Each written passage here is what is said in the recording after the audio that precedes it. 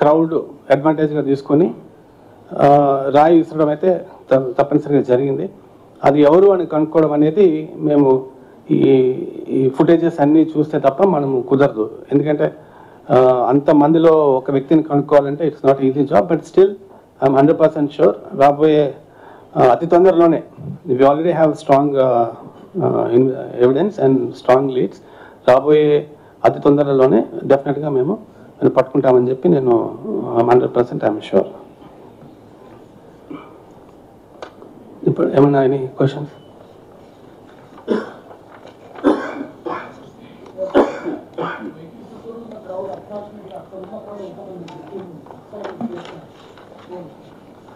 అంటే ఇప్పుడు చూడండి, అంటే చాలామంది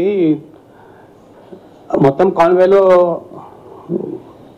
రోడ్కి ఇరువైపులా పబ్లిక్ ఉన్నారు, లైన్ అయిపోయి పబ్లిక్ ఉన్నారు. తర్వాత దామగుండ సెంటర్ నుంచి అక్కడ దాదాపు ఒక 4-5 వేల మంది జనం ఉన్నారు. వాళ్ళు కాన్వే ఎదురుగా వాళ్ళు వెళ్ళారు. నెక్స్ట్ బసవపుణ్య స్టేడియం దాటిన తర్వాత అక్కడ జంక్షన్లో అక్కడ కూడా 1000 మంది జనాలు ఉన్నారు. రోడ్డుకి లెఫ్ట్ అండ్ రైట్ నాకు తెలిసి 4,000 to 5,000 ఉంటారు. మొత్తం కలిపి ఈజీగా 5,000 to 6,000 పీపుల్ ఉన్నారు ఇన్సిడెంట్ జరిగిన చోట. ప్లస్ రాత్రి around 8 o'clock and street lights అవి బికాస్ ఆఫ్ సెక్యూరిటీ రీజన్, నేను చెప్పిన సెక్యూరిటీ రీజన్స్ మూలంగా మేము ఆఫ్ చేయడం కూడా జరిగింది. సో పక్క నుంచి వేశారు.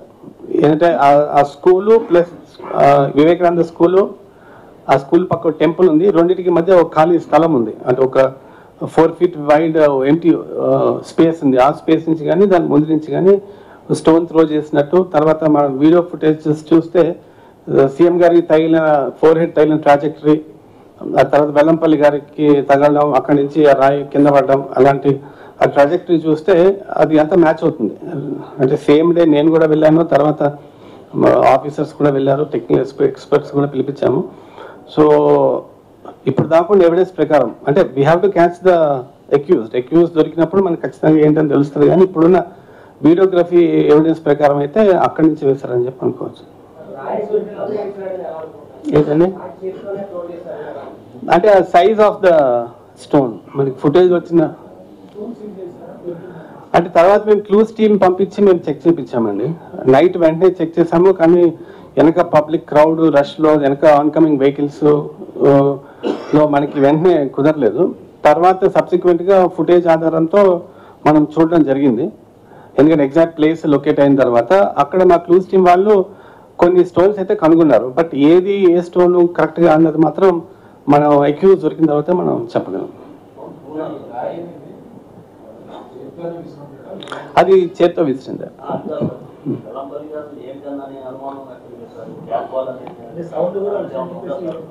సౌండ్ అంటే అండి అక్కడ the lot of DJ sounds were there. అంటే ఒకటండి, అంటే నేను ఫుటేజ్లో చూసిన దాన్ని బట్టి మీరు కూడా it's all available out side, మీరు జాగ్రత్తగా చూడండి, ఎన్హాన్స్ చేసి చూసాము. అది ఒక అరచేతిలో పట్టేంత స్టోన్. అది క్యాట్ బాల్ అంటే జనరల్గా దాన్ని మార్బుల్స్ మాదిరి చిన్న చిన్న ఉంటాయి క్యాట్ బాల్. అది మీకు ఇప్పుడు మనకున్న ఎవిడెన్స్ అంతా కూడా 2 megapixel ఎవిడెన్స్.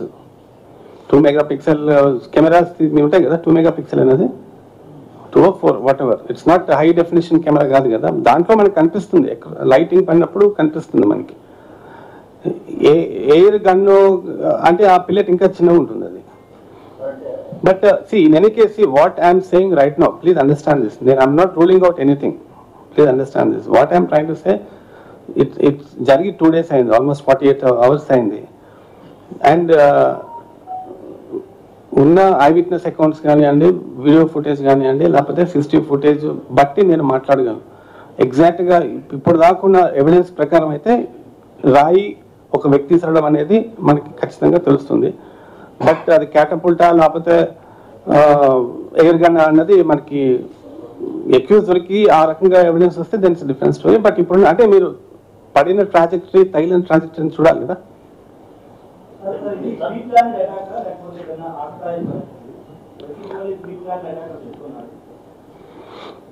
అంటే అక్యూజ్ దొరకాలండి.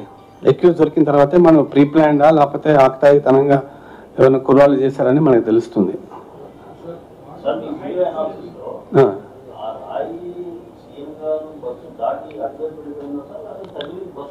లేదు, అవతల వైపు వెళ్ళిపోయింది.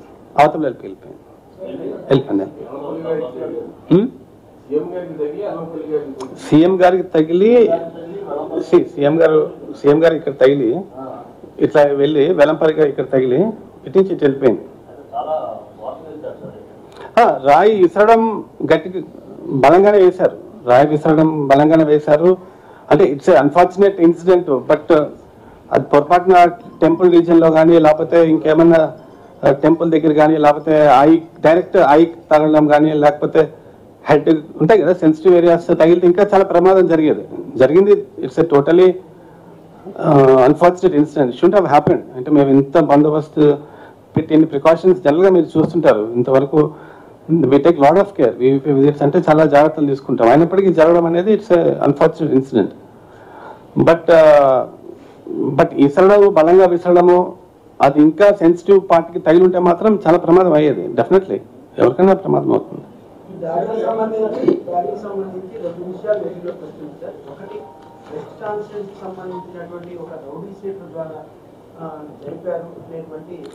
చెప్పడం మర్చిపోయాను, చూడండి వినండి. ఓకే, 4 రోజుల క్రితమే one of the person social మీడియాలో సంథింగ్ సెన్సేషనల్ జరగబోతుంది ఈ విజయవాడ. చూడండి సోషల్ మీడియాలో ఏమొచ్చిందో నా దృష్టికి అయితే రాలేదు. మీ దృష్టికి నాకు ఇవ్వండి, will find out what it is. Okay, మీరు ఇవ్వండి, మా ఆఫీసర్స్కి ఇవ్వండి, నేను చూస్తాను. మీరు నాకు ఇవ్వండి, నేను చూస్తాను. అంటే అది ఏ దీంట్లో వచ్చిందో మనకు తెలియదు కదా. మీరు ఇవ్వండి, ఇప్పుడే చెప్తున్నారు కదా మీరు నాకు. Let me just check it up. మీరు దేని గురించి మాట్లాడుతారు నాకు ఐడియా లేదు. నాకు ఇవ్వండి, నేను చూసి దాన్ని I'll get back to you.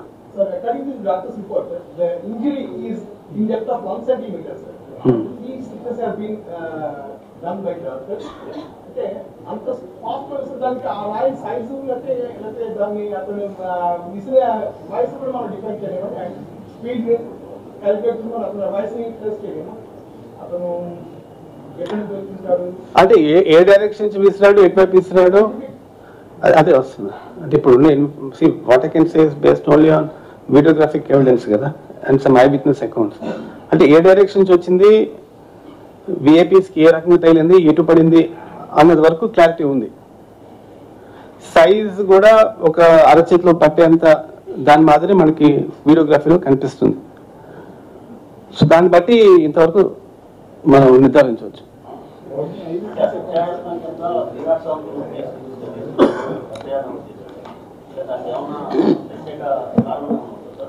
అంటే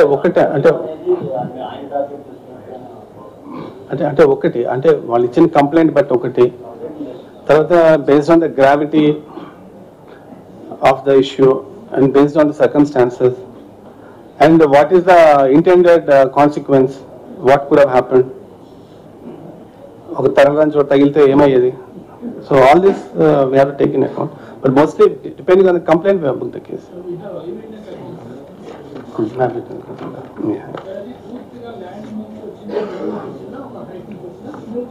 కింద నుంచి పైకి వచ్చింది.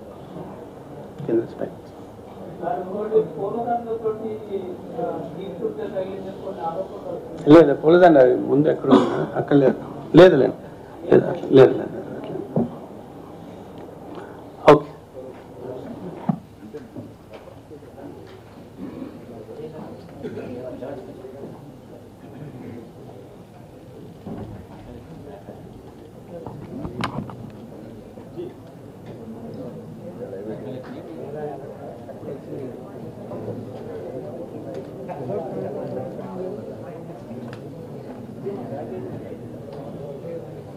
ఇక్కడ ఉంది చదివితే గేమ్లో అయిపోతుంది.